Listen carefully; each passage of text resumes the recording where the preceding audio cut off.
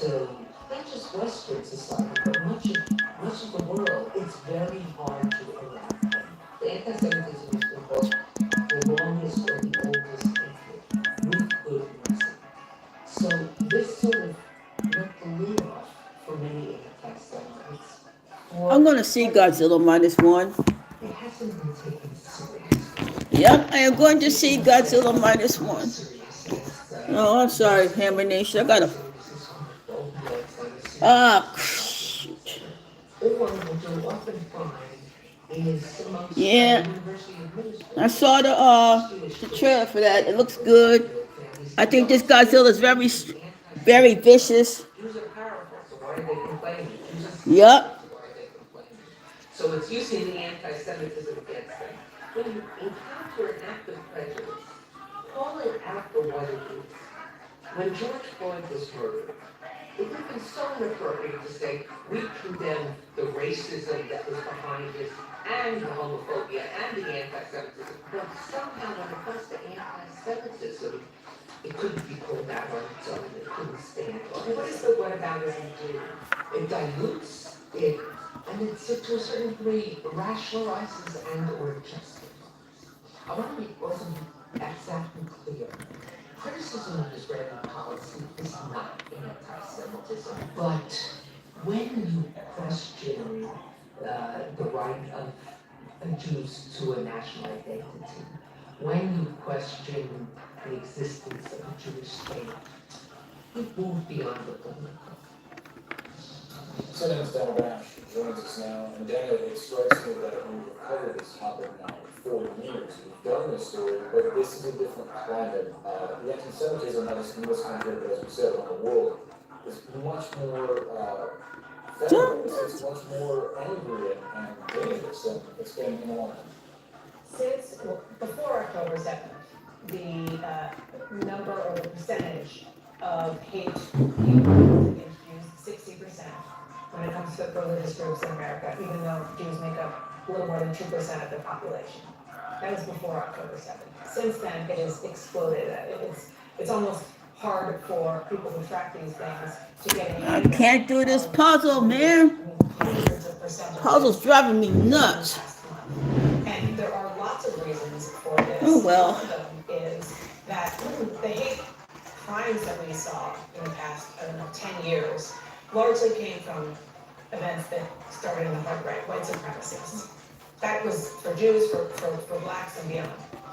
But what has been going on beneath the surface for us, particularly at college campuses, is a latent anti-Semitism. And a lot of universities didn't want to talk about it because they say, no, it's not anti-Semitism, it's political speech when you speak out against Israel, which is you heard from the ambassador. That's fine. I mean, if you talk to a lot of Jews, they will probably be the most critical of whatever given government is in Israel. But this is different because it's about an existential right to exist, not just in Israel, but it is being fomented in a very aggressive and violent way here in the U.S. And a lot of it is because it hasn't been addressed properly. It's been swept under the rug at college campuses in particular. Yeah, I mean, there are disagreements about policy, but you can't really disagree with someone's human right to just be. Some of the language that's used around these issues often gets very clear, and we've seen that play out specifically this week on Capitol Hill. We did, and you're talking about Rashida Tlaib, and she was censured. 22 of her fellow Democrats voted to censure her, and it was not because of her political speech. Obviously, she is a politician. She has a right to do that, and she's very passionate about the Palestinian issue in particular. She is the first Palestinian woman to be elected to Congress. Her grandmother lives in Gaza. But it's because she used the term in a video, From the River to the Sea. She claims it's about hope for peace. That's not what it is from the perspective of almost all Jews who understand. From the river to the sea is the Jordan River to the sea. This is well, there's no poll there. There's no poll there. It's the Jews, excuse me, Hamas. Oh, wait a minute. Uses that phrase as a way to say okay. To annihilate the Jewish state and the Jewish people. That is. I'm going to review that when it comes out, man. it is, it's really fascinating, especially the point about college campuses. You spoke with Ambassador Deborah Lipstadt. What did she share with you? Anything about her role at universities or handling? Nope. She did. She and others say, well, first of all, it's interesting because Lipstadt is now the ambassador. She's a tenured professor at university, and she is one of the world's most foremost experts on Holocaust and anti-Semitism studies. And what she said is that Okay, that worked. That fit. we have been much better about DEI. Okay. Now we'll have to find another. Making groups that Now, might as well end this poll. Nobody's talking about that, so. when it comes to prejudice against Jews, that has not been included at all. And it is because it falls into the same tropes. Jews are white, Jews are privileged, Jews are, run the world. The conspiracies that have been around for literally thousands of years. And so the hope is that this opens the door to just, if not DEI, but just acknowledging that prejudice against Jews is still prejudice and needs to be addressed by people in leadership, whether it's at the university level, or the corporate level, or government. And addressing, as you noted before, the distinction between a conversation about Yep. policy, about diplomacy, and about just a human right to exist. I look forward to Thanks this. for having me on. Good to see you. Of course.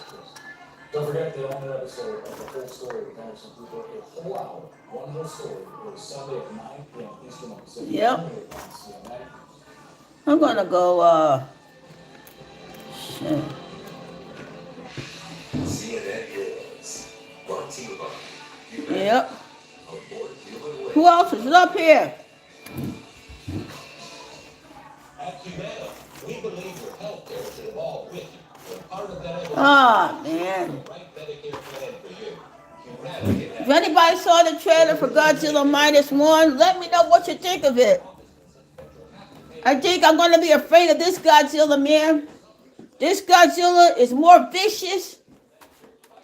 This Godzilla does not give a darn who's in his way. You try to shoot it with tanks, nothing. He follows you in the water in a boat, you can't do nothing. So, what do? Some people might have seen it already in Japan, because it won't come out till the 1st of December. So, I'm waiting to see how this Godzilla is more vicious. I'm scared of this Godzilla, man. I like Godzilla, but I've never been more scared of this Godzilla than I had in my freaking life. I'm telling y'all. I'm going to do my best review on this. From looking at the trailer of this, man, y'all ain't got a chance. Let's have it a buck. This Godzilla is vicious, man. This Godzilla is vicious. 07. And one of them said that monster will not forgive us. You know? Oh, come on, Pin, man, Dad. 8, 4, 8, 6, 7, 4. Excuse me. That monster will not forgive y'all. Now I know where my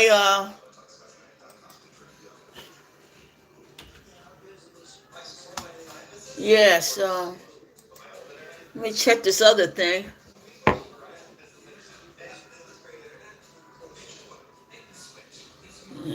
No. Dad. This Godzilla does not give a darn. Oh, man. Come on, man. I hate this computer, man. I'm supposed to like this computer, but it's not going fast enough for me. You know? It's not going fast enough for me, man. Oh, God.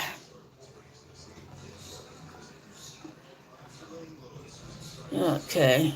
Now. StreamYard. Okay.